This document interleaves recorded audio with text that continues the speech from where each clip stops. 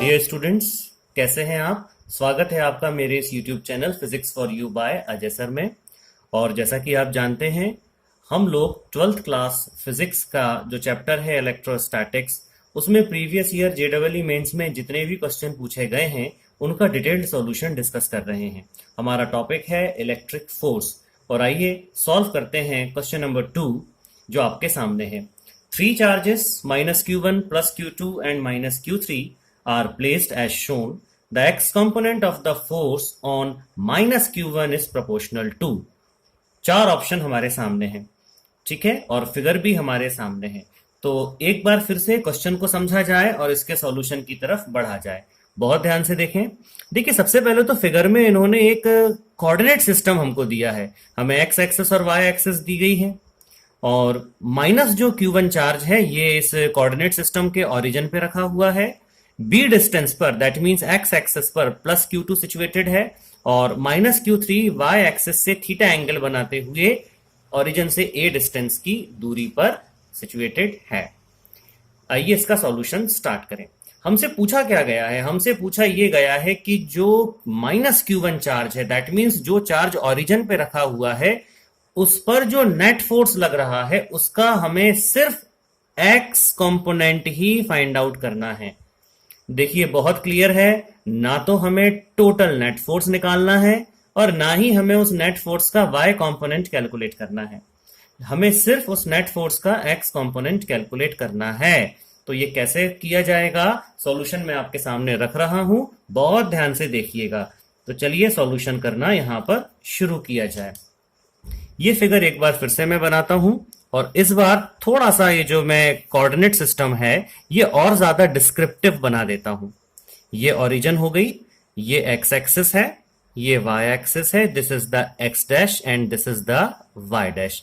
Now as per the problem, as per the question, यहां जो charge situated है वो है माइनस का Q1, यहां जो चार्ज सिचुएटेड है वो है प्लस का Q2, और y एक्सिस से थीटा डिग्री के एंगल पर यहां कहीं मैंने मान लिया मेरा माइनस का Q3, यानी एक नेगेटिव चार्ज है। This angle is how much? This angle is theta. Distances की बात अगर करें तो ये जो डिस्टेंस है ये b डिस्टेंस है, और यहां जो इन दोनों चार्जेस के बीच में ये डिस्टेंस है, ये डिस्टेंस कितनी है? a डिस्टेंस है। आइए अब यहां पर सबसे पहले फोर्सेस डिस्क्राइब कर ली जाए। क्योंकि ये Q2 चार्ज पॉजिटिव है तो ये पॉजिटिव चार्ज माइनस Q1 को अपनी तरफ अट्रैक्ट करेगा कुछ इस तरह, और ये जो फोर्स मैंने माइनस Q1 के ऊपर ड्रॉ की है प्लस Q2 की वजह से, मैं मान लेता हूं कि ये जो फोर्स है ये फोर्स है F1। So this force is F1, ये मैंने कंसीडर कर ली। अब माइनस Q3 इस माइनस Q1 को क्या करेगा? ये इसे रिपेल करेगा अलोंग दिस लाइन, ये इस लाइन के अलोंग रिपेल करेगा, और ये जो फोर्स है मैंने मान लिया कि ये फोर्स F2 है। Forces are vector in nature, so let, ये इस तरह से हम ये एरो का साइन बना देते हैं इसके ऊपर। अब ये एंगल जो थीटा है, इस by geometry this angle is also theta. तो ये एक्स्ट्रा कंस्ट्रक्शन है जो हम लोगों ने यहां पर किया। अब कोऑर्डिनेट सिस्टम में आप ध्यान से अगर देखें तो F1 फोर्स का डायरेक्शन तो एक्स एक्सिस की तरफ है, लेकिन F2 एक्स और वाई डैश के बीच में कहीं तो भी लगने वाला फोर्स है। So we are going to resolve this F2 को रिजॉल्व करेंगे। F2 का एक कंपोनेंट ये जाएगा, this is the y component of F2। मैं इसको मान लेता हूं कि ये होगा F2 cos थीटा, क्योंकि ये एंगल थीटा है, दैट्स वाई ये F2 cos थीटा होगा। एंड दिस कंपोनेंट, ये जो दूसरा कंपोनेंट यहां जाता है, इसको नाम देता हूं मैं F2 sin theta.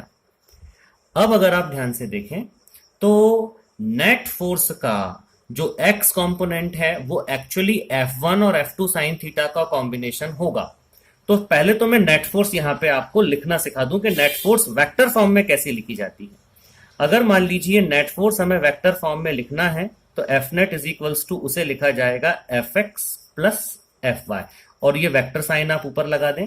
So this is the general way to write the net force और any vector of your choice. अब अगर यही स्टेटमेंट मैं I, J और K, that means unit vector के टर्म्स में लिखता हूं तो यही स्टेटमेंट कुछ ऐसा हो जाएगा, F net vector is equals to Fx I cap plus Fy J cap. एक बार अगर आप अपनी प्रॉब्लम यूनिट वेक्टर के टर्म्स में ट्रांसफर कर देते हैं तो उस पर प्रोसेस करना बड़ा आसान हो जाता है। अब यहां पर जो कंडीशन मुझे दिखाई दे रही है, ये तो दो जनरल स्टेटमेंट हैं। अब इन दोनों जनरल स्टेटमेंट का सहारा लेकर मैं अपने प्रॉब्लम में जंप करता हूं, और आइए देखें हम अपने प्रॉब्लम में किस तरीके से वेक्टर इक्वेशन लिख पाते हैं। ये हो जाएगा F net vector is equals to, बताएं अब आप, एक्स एक्सिस पे लगने वाले दो फोर्सेस हैं, तो एक तो यहां पर है F1, मैंने इसका मैग्नीट्यूड लिया, और दूसरा यहां पर है F2 साइन थीटा, मैंने इसका भी मैग्नीट्यूड लिया, और इन्हें ब्रैकेट में करके यहां पर आई कैप लगा दिया, तो ये वेक्टर फॉर्म बन गया। प्लस अब एफ वाई, ये यहां जाता है वाई डैश के अलोंग, तो मुझे लिखना पड़ेगा minus of F2 cos theta. Minus इसलिए क्योंकि ये माइनस जे कैप डायरेक्शन में है, दैट मीन्स वाई एक्सिस के ऑपोजिट, और यहां पर आ जाएगा जे कैप।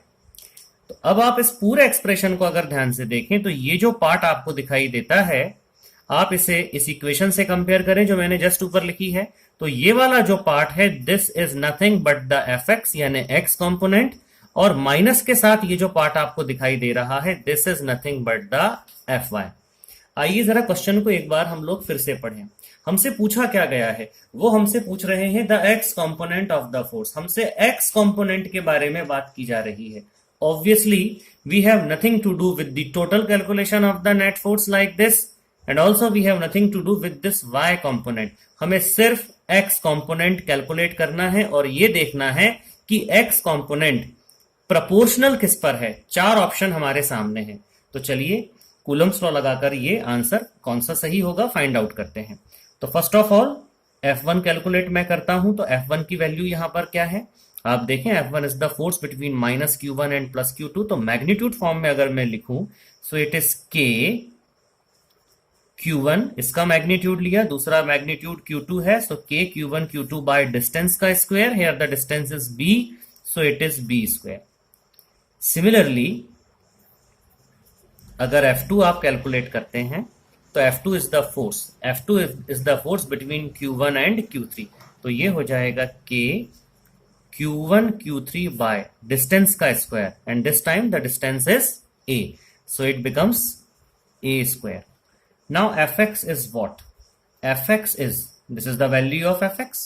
Fx की वैल्यू है F1 plus F2 sine theta, तो ये हो जाएगी K Q1 Q2 upon B square plus K Q1 Q3 upon A square sine theta, ये Fx है, यानी x component of the force. K common दिखाई दे रहा है आपको, K आप कॉमन ले लें, Q1 कॉमन है, या आप बाहर ले लें, सो फाइनली हमारे पास बचा क्या, हमारे पास है Q2 upon B square plus Q3 upon A square and sine theta, ये वैल्यू हमारे पास आती है। अब इस वैल्यू को, इस आंसर को ऐसे भी लिखा जा सकता है that the x component of the force is proportional to, ये तो K और Q1 तो कांस्टेंट है, K और Q1 कांस्टेंट है, ये पूरा पार्ट वेरिएबल बन जाता है, ठीक है। तो ये प्रोपोर्शनल किसके है, ये प्रोपोर्शनल है Q2 by B square plus Q3 by A square sine theta. अब ये कौन सा ऑप्शन है, अगर आप ध्यान से देखें तो Q2 by B square, here we have Q2 by B square plus Q3 by A square, Q3 by A square sine theta. So option B is the correct option. हमारा सही ऑप्शन यहां पर कौन सा है, हमारा सही ऑप्शन है option B. So in this way we have calculated the correct answer, option B is the correct. I hope आपको ये सॉल्यूशन क्लियर हुआ होगा, आपको ये वीडियो पसंद आया होगा। अगर ये वीडियो आपके लिए बेनिफिशियल है तो आप इसे लाइक करें, आप इसे शेयर करें, और ऐसे ही प्रीवियस ईयर क्वेश्चंस के साथ मैं आपसे मिलूंगा अपने अगले वीडियो में। जल्द प्रैक्टिस करें, मुझे इजाजत दें। Thank you very much.